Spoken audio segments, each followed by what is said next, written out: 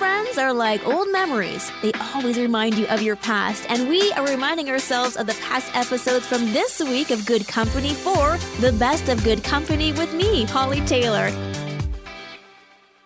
I'm Hollie Taylor. We're talking about that moment where you think, I think I want to dream different or bigger or something else for my life.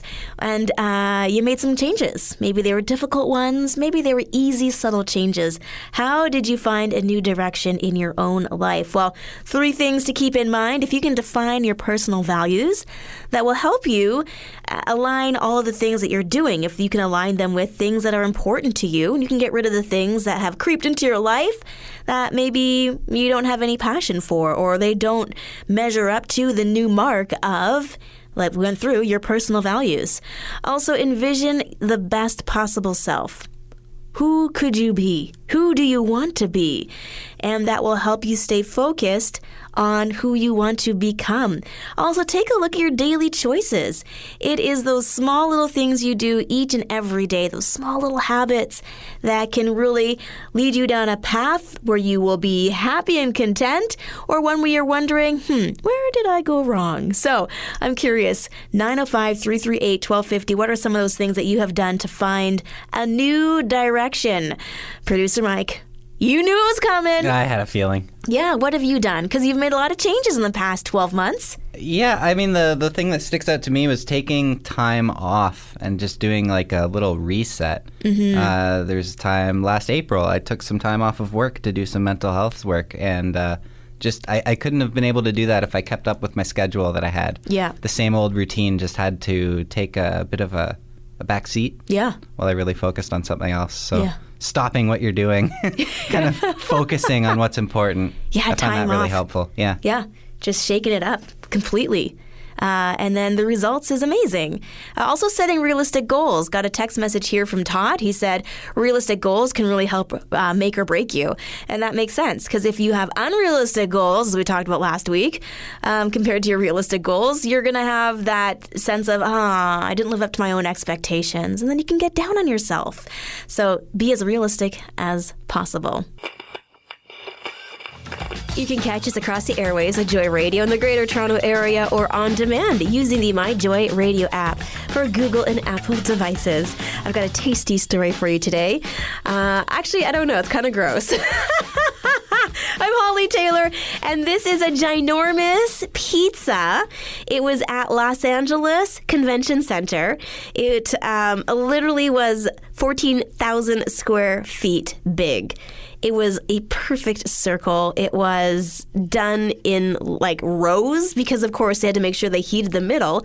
So they had to do it in sections as they were building out what is now officially the world's largest pizza. So Pizza Hut decided they wanted to do this, and they did it. So here's this convention center covered by 3,653 pounds of dough, 4,948 pounds of sweet marinara sauce, and more than 8,800 pounds of cheese, and nearly 630,496 pepperoni pieces. That's a lot of pepperoni. Oh, man. So they did this on January 18th, but officially made the Guinness World Book of Records late last week. So congratulations. And what's kind of gross about it is that it's like literally on the floor of this convention center. But don't worry, they did put down a protective coat.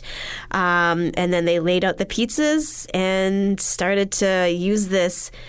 It looks like it's this heater on a dolly, kind of. And it's like reaching, it's hard to explain.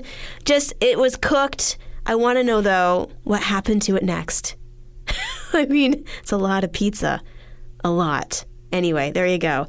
World's largest pizza in LA, and everybody gets a slice.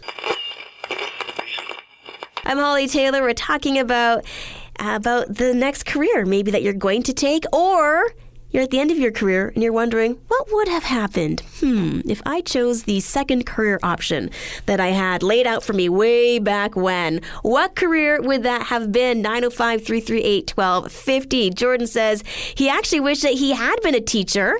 He's been a doctor for 35 years and curious as to what that would have been like working with the next generation. Yeah, you just never know, right? Whose lives you could have impacted. But I think as a doctor, I mean, you're teaching people all the time. So it's kind of an interesting parallel to think about. Producer Mike, you know I'm going to do this. I knew it.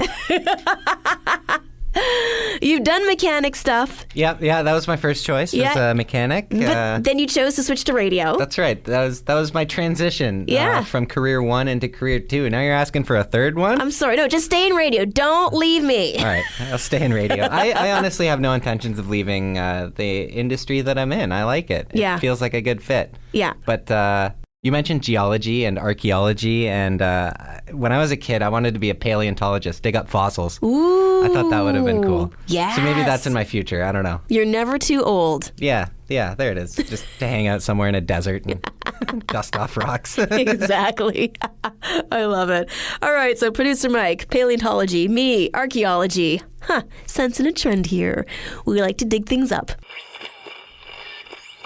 I'm Hollie Taylor, and happy National Spouses Day. If you have a message for your spouse, feel free to text in 905-338-1250. A message here from Mary. She says, my husband, Frank, is amazing. I am so blessed to have been with him for the past 32 years. Aw, well, congratulations. 32 years. That, in this day and age, is not common. So you must have some secrets to a successful long-term relationship, and maybe it is celebrating the little things and days like National Spouse Day. So, Mary, thank you so much for your text message. Maybe you're thinking, well, how can I celebrate my spouse? Well, lots of ways to celebrate your spouse. If you are really struggling, you can always start with prayer. Maybe God will give something to you as a great idea as to a way to celebrate your spouse that's meaningful to them. Make a date. Say things like, hey, I so appreciate you. You know, no strings attached. Just, hey, thank you for being you. And you can have fun with small gestures as well. Sometimes when the budget is small, you can do those coupons.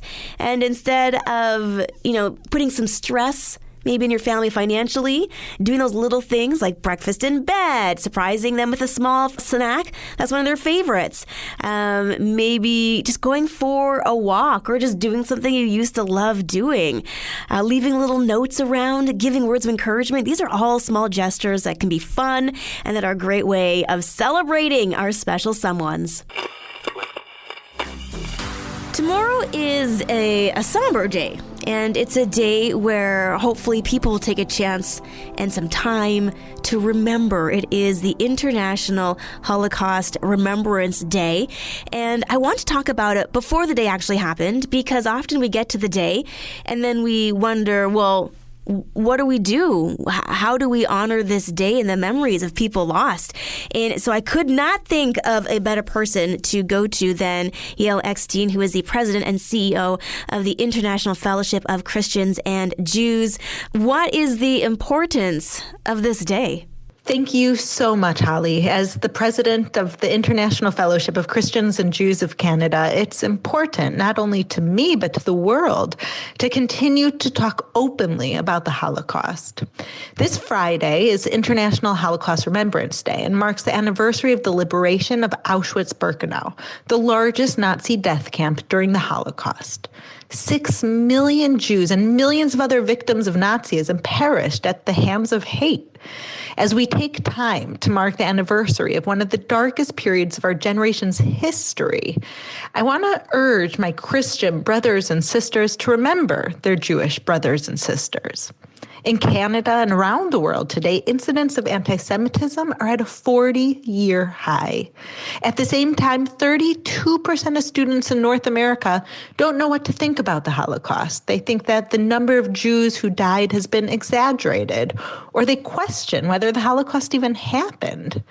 If we are to create a safer future for everyone, we must all commit to saying never again. On January 27th, will you share the stories of the Holocaust with those people around you? Will you share with your children about the love and kindness that all people deserve and need in order to live in safety?